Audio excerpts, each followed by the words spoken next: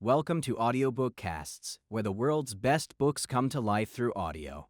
We're your hosts, Joe and Sarah, here to bring you insightful summaries, powerful lessons, and key takeaways from the books that will help you grow, learn, and transform your life one chapter at a time. Join us as we dive into the stories, strategies, and wisdom that shape successful lives. All right, so today we're going to be doing a deep dive into a book that you actually recommended.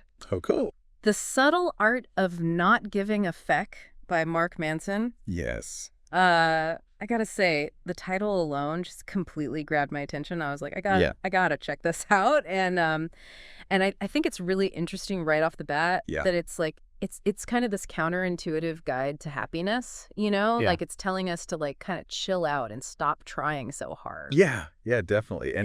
And you know, I think what's really refreshing about it is that it's not promising like this blissful problem-free existence. Right. It's actually saying like true happiness comes from choosing the right struggles. Right. Like, what are you going to struggle for? Okay, so let's break that down a little bit because right from the start, he throws this idea out there that happiness isn't about avoiding problems. It's about solving problems that are aligned with your values.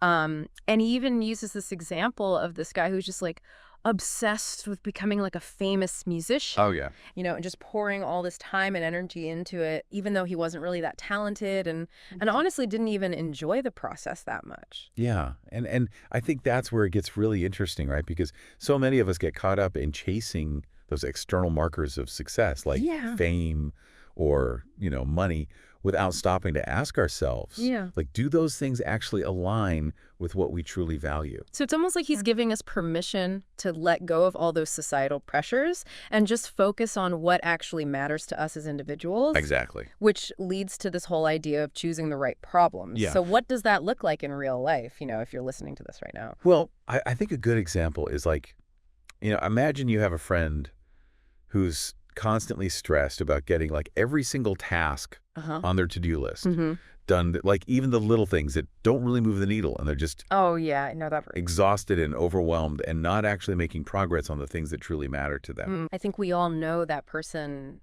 maybe even see a little bit of ourselves in there sometimes. Exactly. And that's where this idea of choosing your problems comes in, right? It's recognizing you can't do everything, and that's okay.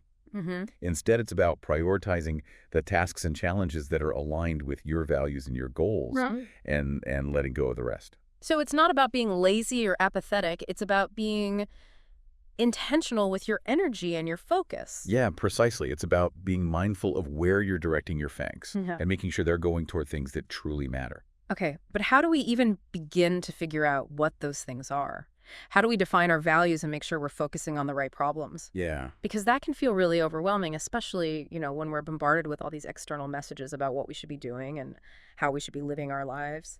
Well, Manson actually offers some really practical advice that he talks about. Manson actually offers some really practical advice for that. He talks about the importance of identifying your values. And he even provides exercises in the book to help you do just that. But here's the thing. Your values aren't just these lofty ideals you write down and forget about. They should actually guide your actions, your choices, even the problems you choose to tackle. So it's less about saying I value creativity and more about asking, okay, how am I actually expressing creativity in my daily life? Exactly. It's about aligning your actions with your values. And that brings us to another key concept from the book, that we have to unpack the idea of letting go of specialness. Oh, yeah. The myth of specialness. I remember this one being a bit mind-blowing. He talks about how, especially in today's social media-driven world, we're constantly bombarded with messages that tell us we need to be extraordinary, exceptional, basically better than everyone else. Right. And that can be so damaging because it sets us up for this constant feeling of inadequacy. We're always striving to be something we're not, instead of embracing who we are, the flaws and all. So what's the antidote to this? Is it simply accepting our ordinariness? Because I have to admit that sounds a bit, ordinary. What makes that so powerful? It's actually more liberating than it sounds. Think about the pressure that comes with constantly trying to prove yourself to be the best, the brightest, the most successful. It's exhausting. But when you embrace the fact that you're not special, not in that grandiose sense, it frees you up to focus on what truly matters to you. So it's not about settling for mediocrity. It's about letting go of this external pressure and finding your own definition of success. Kind of like saying, hey, I might not be the next Elon Musk, but I'm really good at making pottery and that brings me joy. So I'm going to focus my energy there. Exactly. And, one of the things I really appreciated about Manson's approach is that he doesn't shy away from humor.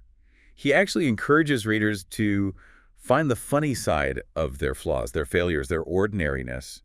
It's about taking yourself a little less seriously, which I think is really important in a world that often feels way too serious. That's so true. It's like giving yourself permission to laugh at your own quirks, your mistakes, those moments where you trip over your own feet metaphorically or literally. And that brings us to another important point, that Manson makes the power of saying no. Yeah, this one resonated with me. I think we've all felt that pressure to say yes to everything, every invitation, every request, every opportunity that comes our way. But as Manson points out, saying yes to everything actually means saying no to something else. That's such a crucial insight. Every time you say yes to something that doesn't align with your values or goals, you're essentially saying no to something that does. You're saying no to your own well-being, your time, your energy. And that can lead to burnout, resentment, and just feeling completely overwhelmed. But how do we figure out what to say no to without feeling guilty? I mean, those emails pile up, the requests keep coming, and it's hard to say no without feeling like you're letting people down. Well, it goes back to what we were talking about earlier, your values. Yeah. When you have a clear understanding of what truly matters to you, it becomes easier to identify the things that are worth saying yes to. Yeah. And the things that are okay to let go of. Manson gives this great example in the book about a woman who was constantly feeling pressured to attend every social event, even when she was exhausted and just wanted to stay home and read. Oh, I feel that sometimes a night in with a good book is the best kind of self-care. Exactly. And so this woman finally decided to start saying no to the events that she knew would drain her energy. And instead, she carved out time for the things that truly brought her joy, reading, spending time in nature, and pursuing her creative hobbies. And guess what? She actually ended up feeling more energized and connected to the people and activities that really mattered to her. It's like saying no creates space for the right things to flow into your life. Precisely. And speaking of creating space, Manson doesn't shy away from tackling one of life's biggest questions, our own mortality. Okay, yeah, that one might seem a little heavy, but I remember being surprised by how he approached it. He doesn't present it as this morbid, depressing thing. Instead, he uses the awareness of our own mortality as a way to motivate us to live more intentionally. So it's less about we're all going to die, so why bother, and more about, hey, we have limited time, so let's make it count. Exactly. And that ties back to the whole idea of choosing your struggles, right? If we only have a certain amount of time on this planet, why waste it on things that don't truly matter to us? Why not focus our energy on the things that bring us joy, that challenge us to grow, that make us feel alive? Exactly, and that ties back to the whole idea of choosing your struggles, right? If we only have a certain amount of time on this planet, why waste it on things that don't truly matter to us? Why not focus our energy on the things that bring us joy, that challenge us to grow, that make us feel alive? Okay, I'm starting to see how all these pieces of Manson's philosophy fit together. Yeah. It's about letting go of those external pressures, embracing our perfectly imperfect selves, and focusing on the things that actually align with our values and make us feel fulfilled. It's almost like a permission slip to live life on our own terms. That's a great way to put it. And what's really powerful about Manson's message is that it's not about achieving some kind of perfect state of happiness. Right. He acknowledges that life is messy, that there will be challenges, setbacks, even moments of despair. Yeah. But it's about choosing those challenges, wisely facing them head on, and learning from them. So it's not about avoiding discomfort. It's about leaning into it as long as it's the right kind of discomfort. Right. The kind that pushes you to grow, that helps you become a better version of yourself. Exactly. And one of the things I found really helpful about Manson's book is that he doesn't just tell you to not give a feck. Mm-hmm. He actually gives you practical strategies for figuring out what you should give a feck about. Mm-hmm. It's not about apathy. It's about being intentional. Yeah, that's what makes this book so different from all those other self-help books out there that are just telling you to think positive and everything will magically work out. Right. Manson actually gets real about the struggles and challenges that we all face. Yeah. But he also empowers us to take control and make choices that align with our values. It's refreshing, to say the least. Absolutely. Yeah. And, thinking back to everything we've discussed, the idea of mortality actually plays a key role in this. Uh-huh. By acknowledging our finite time, it helps us prioritize what truly matters and let go of those things that don't. So it's almost like a wake-up call. We don't have unlimited time to waste on things that drain our energy or make us unhappy. Exactly. It's a reminder to make the most of the time we have and to focus on those things that bring us joy, purpose, and a sense of fulfillment. Okay, I'm starting to see the bigger picture here. It's like Manson is giving us this framework for living a more intentional, authentic life. It's about choosing our problems, embracing our ordinariness, setting boundaries, and ultimately using the awareness of our own mortality as a motivator to live more fully in the present moment. That's a great summary. And, while we've covered a lot of ground today, there's so much more to explore in the book itself. Yeah. Manson delves deeper into these concepts, providing real-life examples and practical exercises to help you apply these ideas to your own life. This deep dive has definitely given me a lot to think about. So before we wrap up, I have a question for you, listening out there.